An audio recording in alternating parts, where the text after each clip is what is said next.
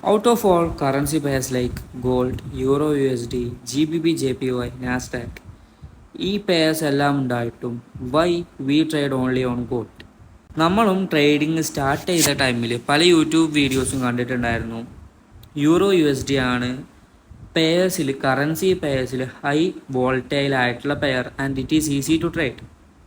Even though ഇങ്ങനെ പല videos കണ്ട് നമ്മളും ആദ്യം euro USD, GBP JPY, GBP USD ഇതുപോലത്തെ പല പെയേഴ്സിലും ട്രേഡ് ചെയ്തിട്ടുണ്ടായിരുന്നു. Then why we shifted from all that to only the single gold?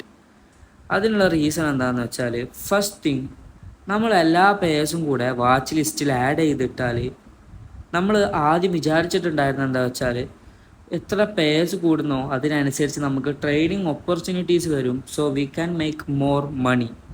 പക്ഷേ കുറച്ച് കാലങ്ങൾക്ക് ശേഷം നമുക്കത് മനസ്സിലായി, അതായത് നമുക്ക് പേഴ്സ് കൂടുമ്പോൾ ആക്ച്വലി അവിടെ ഈവൻ ഓപ്പർച്യൂണിറ്റീസ് കൂടുന്നുണ്ട്. Okay, it is true. പക്ഷേ നമുക്ക് അവിടെ ഡിസ്ട്രാക്ഷൻസ് കൂടുകയാണ്. ഓക്കെ, ആക്ച്വലി നമുക്ക് അവിടെ ഫോക്കസ് ഒരു പെയറിലോട്ട് ഫോക്കസ് ചെയ്യാൻ പറ്റില്ല. ഇപ്പോൾ നമ്മൾ ഗോൾഡ് മാത്രം ട്രേഡ് ചെയ്യുന്ന ടൈമിൽ നമുക്ക് ഗോൾഡിനെ മാസ്റ്റർ ചെയ്യാനായിട്ട് പറ്റും. അതായത് നിങ്ങൾ ജസ്റ്റ് ഒരു 1 മന്ത് ഗോൾഡിൽ മാത്രം ട്രേഡ് ചെയ്യുകയെന്നുണ്ടെങ്കിൽ നിങ്ങൾക്ക് മനസ്സിലാവും ഗോൾഡ് എത്ര ക്ലീൻ ആണ്. ഗോൾഡിൻ്റെ മൂവ്മെൻറ്റ്സ് ഒക്കെ നല്ല സൂപ്പർ മൂവ്മെൻറ്റ്സ് നിങ്ങൾക്ക് കിട്ടും. ഡെയിലി നല്ല വോൾട്ടാലിറ്റി ഉള്ള ഒരു പെയർ തന്നെയാണ് ഗോൾഡ്. സോ നിങ്ങൾക്കൊരു 1:3 എടുക്കുക എന്നൊക്കെ പറയുന്നത് അത്യാവശ്യം സിമ്പിളായിട്ടുള്ള ഒരു കേസാണ് ഗോൾഡിൽ നോക്കുന്ന ടൈമിൽ. പിന്നെ നമ്മൾ യൂസ് ചെയ്യുന്ന സ്ട്രാറ്റജി MSNR നമ്മളിതിനു മുമ്പ് മെൻഷൻ ചെയ്തിട്ടുണ്ട്. ആൻഡ് MSNR എന്ന സ്ട്രാറ്റജിയുടെ ഒരു ബേസ് വീഡിയോ നമ്മൾ നമ്മുടെ ചാനലിൽ തന്നെ അപ്ലോഡ് ചെയ്തിട്ടുണ്ട്. അതിൻ്റെ വീഡിയോയുടെ ലിങ്ക് ഡിസ്ക്രിപ്ഷനിൽ കൊടുത്തിട്ടുണ്ട്. ഓക്കെ, നിങ്ങൾക്കത് വാച്ച് ചെയ്യാം. സോ ഗോൾഡ് എന്തുകൊണ്ടാണ് നമ്മൾ ചൂസ് ചെയ്തത് എന്ന് നിങ്ങൾക്കിപ്പോൾ ഒരു ക്ലീൻ ആയിട്ട് ഒരു overview കിട്ടിയിട്ടുണ്ടാകും.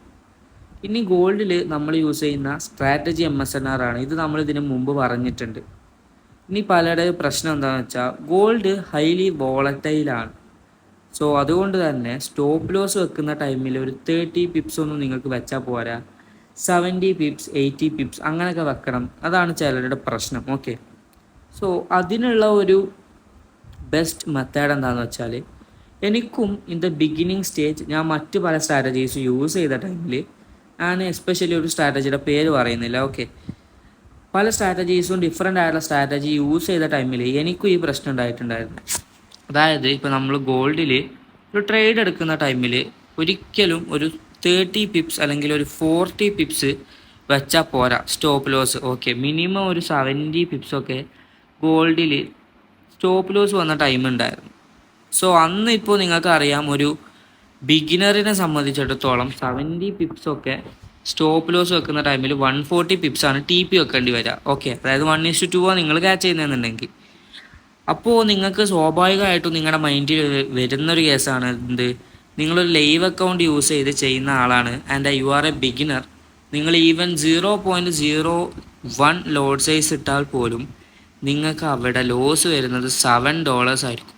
So it's a huge amount for a beginner, അതെനിക്കറിയാം. ഓക്കെ, സോ ഞങ്ങൾക്കും ഈ പ്രശ്നം ഉണ്ടായിരുന്നു. പക്ഷെ അതെങ്ങനെ ഓവർകം ചെയ്തതെന്ന് വെച്ചാൽ, നമ്മളിപ്പോൾ യൂസ് ചെയ്യുന്ന സ്ട്രാറ്റജി MSNR ആണ്. ഓക്കെ, ഇത് ഞാൻ വീഡിയോയിൽ 2ാമത്തെ തവണ മെൻഷൻ ചെയ്യുന്നത്, സോറി ഫോർ ദാറ്റ്.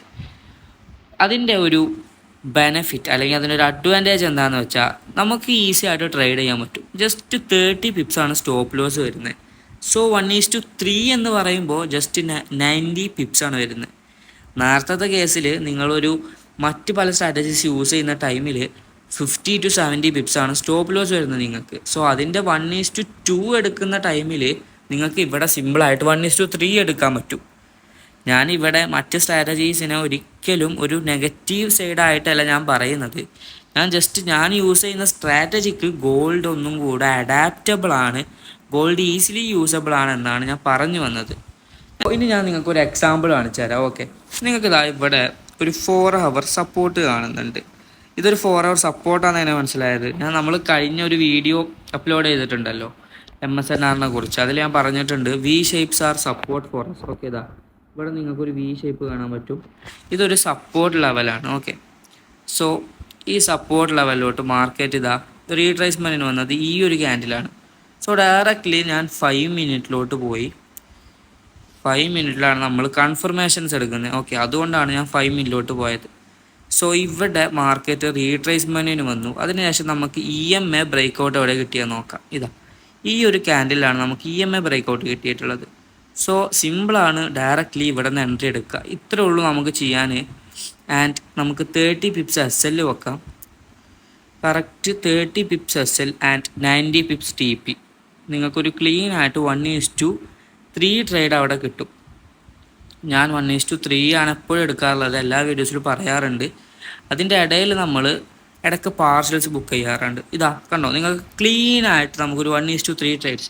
ആൻഡ് ഇവിടെ കുറച്ച് സ്ട്രക്ചേഴ്സ് ഉണ്ട് അല്ലേ. ഇത് ബ്രേക്ക് ആയി കഴിഞ്ഞാൽ നമുക്ക് വീണ്ടും ട്രേഡ് എടുക്കാം ഹയർ ടൈം ഫ്രെയിം പ്രകാരം. ഓക്കെ, സോ ഇതുകൊണ്ടാണ് നമ്മൾ ഗോൾഡ് മാത്രം ട്രേഡ് ചെയ്യുന്നത്. And our strategy is mainly built for this. Okay, even GBP USD, GBP JPY, other pairs എല്ലാത്തിലും വർക്ക് ആവും നമ്മുടെ സ്ട്രാറ്റജി.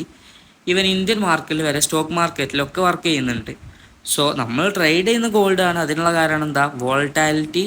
ആൻഡ് ഗോൾഡ് ട്രേഡ് ചെയ്ത് നോക്കൂ ബ്രോ, നിങ്ങൾക്ക് മനസ്സിലാവും. It is so nice. അപ്പോൾ ഇതായിരുന്നു ഇന്നത്തെ വീഡിയോ. Until then bye.